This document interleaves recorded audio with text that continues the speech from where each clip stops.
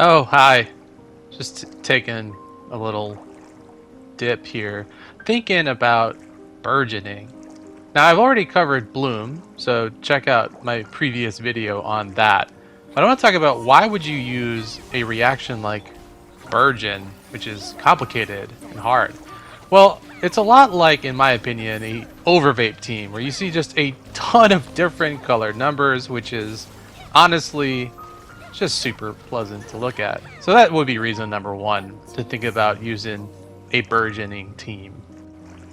But a team like this is strong, in my opinion, for a practical reason, and that's when you have a mix of resistances on an encounter, or like the Primo Geovishap. Maybe it has Pyro, maybe it has Hydro, maybe it has Electro resistance. You don't know when you get there. And no matter what, if you have these characters built and this team is running, it doesn't matter because you have damage sources of all of these different elements happening. Teams like Raid National are strong because it would work fine even on a Pyro Cube. It would work fine on a Electro Regis-Fine. Like it works no matter what. And then the burgeoning reaction specifically, what I think it does also is adds AoE reaction damage, much like Overload does, which you can see here if I just attack single target, one enemy, all of these other enemies die, and I got an achievement. That is very cool. Alright, so let's talk a little bit about team building. So what we know already is that you're going to need a Pyro, you're going to need a Dendro, and you are going to need a Hydro.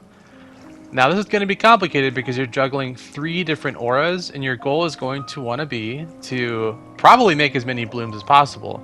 Now this might mean you can't vaporize, although with like double Hydro like this, assuming that Electro Traveler there is Dendro, you might still actually be able to vaporize Yoimiya and Burgeon at the same time. Now if you were to, say, swap out one of the Hydros for a little bit of protection from that burgeoning damage, maybe even another Dendro there, what you might end up finding is that you're no longer vaporizing with Yoimiya, which might not be that big of a loss, because the whole point is to get AoE damage, right? Or you could add in an Electro or something like that and try to just do a weird, funky soup team, and that might just be really hard to predict what actually happens at the end of the day.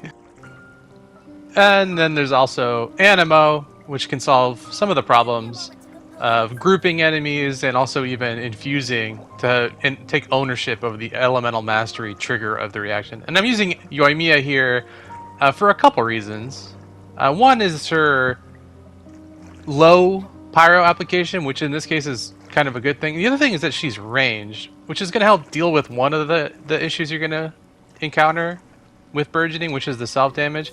But there's also burning, which might happen if you don't have enough Hydro.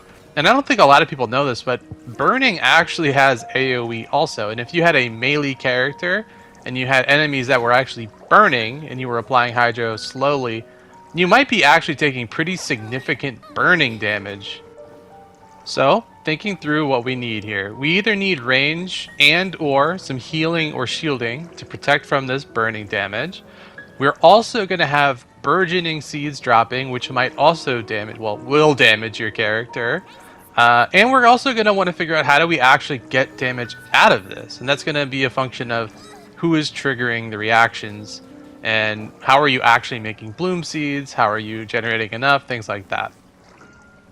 And one possibility for, again, triggering the bloom reaction that you're going to need for burgeoning is if you're applying slow Hydro, you might actually find that you're able to vaporize hits and bloom at the same time. This is because there is a Dendro aura operating underneath burning. This wouldn't normally work because burning currently in the game is 2 units of Pyro, but this is reportedly nerfed to be 1 unit. So this might mean that applying a lot of Pyro and having burn going at the same time while having slow Hydro at the same time will actually still allow you to bloom a decent amount.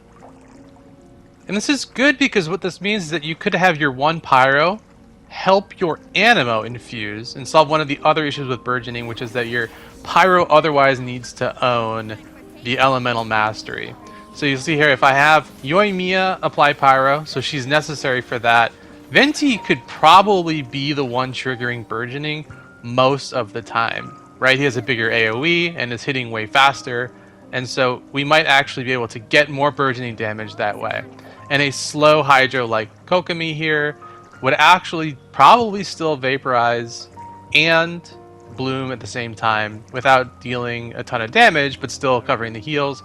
You might also have Ayato here, who would actually work quite well with Venti, although that might change up, right? The number of enemies might mean he's taking over the aura. It's hard to say at this point. And then you have like Xingqiu, who, if you don't need full heals like Kokomi, has spot heals and some damage protection, which might be enough for you because Venti is potentially sucking up everything on the battlefield, right? And so even if Yoimiya isn't triggering the Burgeoning, because she's ranged, it can hit inside Venti's burst, because you still need the Pyro for Burgeoning to happen, even if Venti's the one that's triggering. Yoimiya is still a good pick here for a Burgeoning team, even if she's not required to build that Elemental Mastery, and she's not the one triggering the reactions. So I think that still makes a team like Yoimiya or Yanfei there a very good fit. But I also wanted to look at, if you had a Hydro on-fielder, how you could do an off-field Pyro. And Xiangling would work also, but I think Toma has a lot to offer here. You'd see if there were seeds there on the ground, he'd be hitting them. There are, of course, no seeds there. But Toma obviously offers some of the protection that you would have. Let's say you did have Burn, but otherwise the Burgeoning itself would still be quite helpful. And if you don't have Venti and you don't have Ayato, you can just kind of inverse this by using like Xingqiu or Yellen and using Sucrose on field to help group enemies, and you would just have a mess of blooms and Burgeoning happening and messing things up. And I've got Electro going on here, but ideally you'd be having mostly just Dendro, Hydro, and Pyro.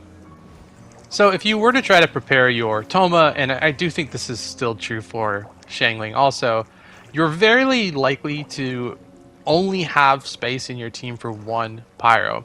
So this is going to mean you have a lot of energy issues. You see my current Toma build is just high energy recharge, Noblesse Oblige, and doesn't have really any elemental mastery. So this would be a good build for Shield Bot Toma, not a great build for Burgeoning Toma. So this means you'd want to be farming the new elemental mastery set, or swap them to some elemental mastery pieces. Basically any of your offensive stats after getting enough energy recharge are going to want to go to elemental mastery. You're going to want to level up his talents, which is different from your usual reaction-based characters, right, where their talents don't matter that much for transformative reactions. But his shield is going to be extra important, especially if you're giving up HP for more damage, and the more damage is going to actually hit you harder. So, ironically, his talents are more important because of the shields when you're dealing more damage. And if you happen to have the resources, you're going to want to level your Pyro up to level 90, because it's about a 30% damage increase on that reaction damage just from level 80 to 90. So I got a lot more farming myself. And the other thing you might want to do, although Favonius might work for that energy issue, is there's the craftable Contain Cross Spear, which does two things. It gives a little bit of elemental mastery, not as much as Dragon's Bane or whatever, but it does have a pretty huge energy refund. And this is going to mean spending some of your billets before you get to Sumeru, but I think it could be worth it, and probably more worth it than the new craftable. But you'll have to go and look at that yourself and see what you think. Okay, so besides, let's say, Yoimiya and Toma, like, who are the characters who benefit the most from Burgeoning? At least on what I think before we actually get our hands on it. Here's the ones I'm looking at. So of course Yoimiya for the range, Toma for the shield. I think these are really good, obvious choices. Again, either the range to protect you or the shield to protect you. Either way, I think will be valuable. But I also think Yanfei, she has her own shield. She has the range that Yoimiya has. I think Yanfei will be a really good option. Also, you could even kind of do a Yanfei Kokomi style build, right? And actually put on a prototype Amber on your Yanfei, which will help her. She will be solo Pyro, probably, most likely. And there's a huge energy refund on the prototype Amber. And she'd be buffering her shield a little bit, and also doing some spot heals for the team. So I actually think a kind of Pyro, Kokomi, Yanfei build on field with mostly EM stats outside of enough energy would actually be a pretty viable build. There's also Shangling, who you'd want to be building a lot of EM and energy recharge. And there's a controversial pick in my opinion, but Bennett might even get a buff. In particular, his Constellation 6. With auto attacks being infused, these have slow pyro application. They may not steal quite so many blooms. It means your other character who might not be pyro might be actually able to now detonate your bloom seeds and get damage that way. And then there's, of course, adding in Bennett with Kazuha is just going to make it even easier for your high elemental mastery character to own that reaction, which is really important. If you're not aware, there's a priority system for Kazuha. If you drop Kazuha's burst on Bennett's burst, and Kazuha has Pyro on him, he will always infuse Pyro on his burst. Even next to water, there's all this other stuff going on. He's going to then be the one detonating Burgeoning, at least primarily. You could even use on-field Kazuha, especially with C6 Bennett, right? And also detonate some of those seeds as well.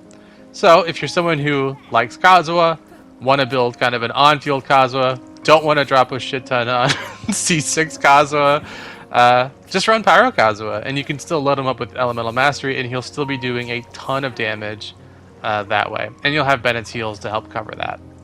So I never went into the numbers. I don't know yet if Burgeoning will be the way to go. But I just wanted to share my thoughts on how I'm planning on testing and building a Burgeoning team.